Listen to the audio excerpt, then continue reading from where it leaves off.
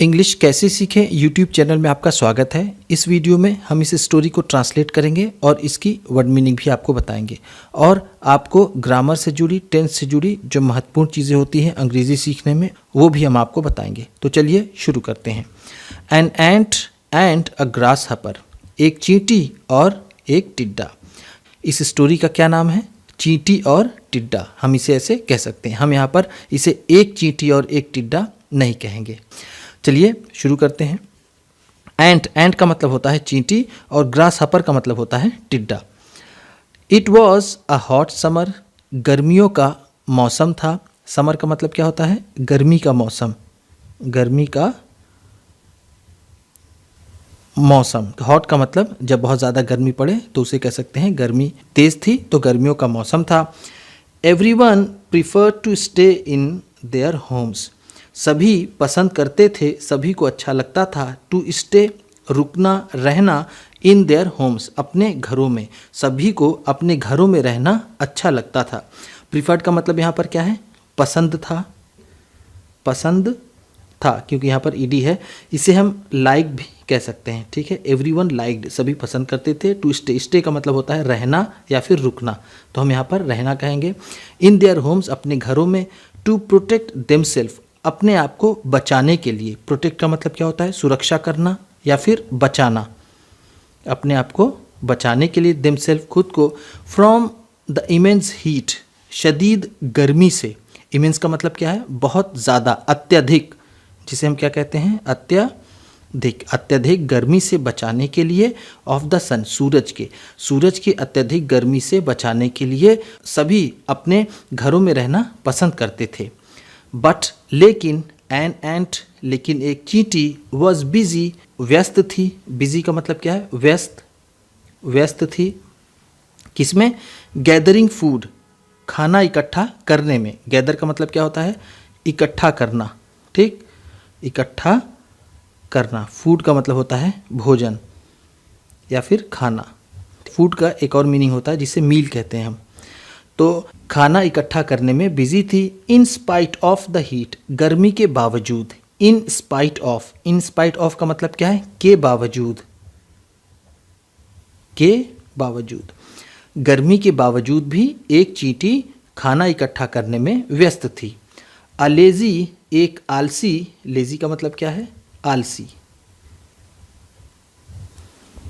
ये मैंने आपको लेजी फार्मर में भी बताया था। चलिए देखते हैं आगे। अ लेजी ग्रॉस हपर, एक आलसी टिड्डा। लाव्ड एट हर एंड सेड, और कहा, वो उस पर हंसा और कहा। क्या कहा? Why are you working so hard, तुम इतनी मेहनत क्यों कर रही हो? तुम इतना कठिन परिश्रम क्यों कर रही हो? वर्किंग सो हार्ड का मतलब क्या है? बहुत ज़्यादा परिश्रम करना। तो तुम इतना परिश्रम क्यों कर रही हो? Come and Singh with me, आओ और मेरे साथ गीत गाओ। सिंग का मतलब क्या होता है? गाना गाना या फिर गीत गाना, गाना गाना। आओ मेरे साथ गाना गाओ। बट, लेकिन, the ant continued with her work, लेकिन वो चींटी अपने काम में लगी रही, अपना काम करती रही। कंटिन्यूड का मतलब क्या है? लगातार करना।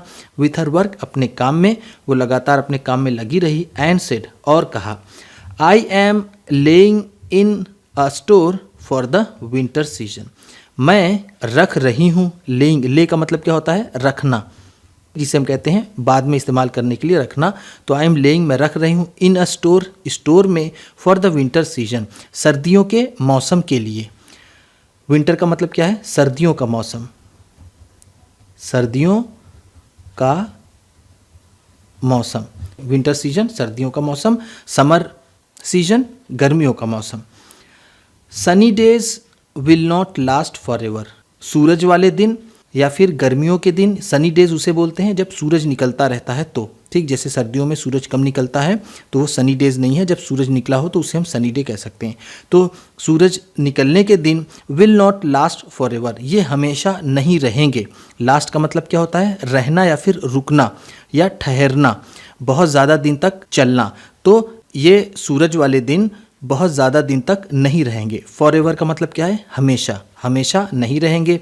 But winter is so far yet, said the grasshopper, लेकिन उस ग्रास हपर ने कहा कि अभी सर्दियों का मौसम तो बहुत दूर है। सो फार येट, येट का मतलब क्या है? अभी, और सो फार का मतलब दूर। सर्दियों का मौसम तो अभी बहुत दूर है।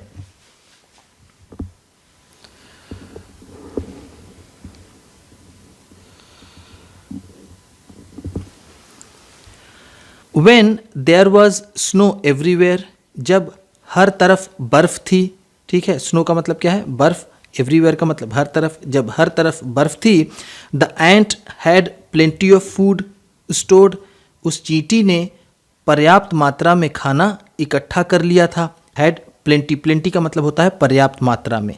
क्या होता है? पर्याप्त मात्रा में, जिसे हम इनफ कहते हैं। इंग्लिश में क्या कहते हैं इसे? एक वर्ड होता है enough. But the grasshopper had nothing to eat, लेकिन उस टिड्डे के पास खाने के लिए कुछ नहीं था। सो इसलिए ही went to the ant for food, इसलिए वो चींटी के पास खाने के लिए गया, यानी वो उससे खाना मांगने के लिए गया। द एंट सेड, चींटी ने कहा, there is no food for you, तुम्हारे लिए कोई खाना नहीं है।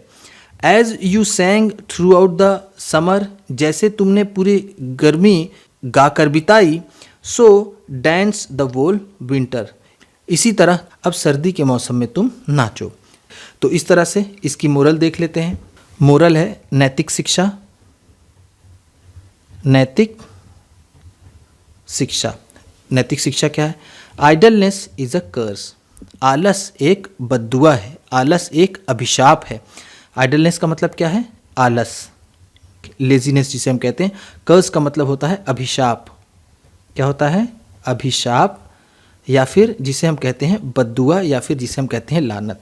तो आलस एक अभिशाप है।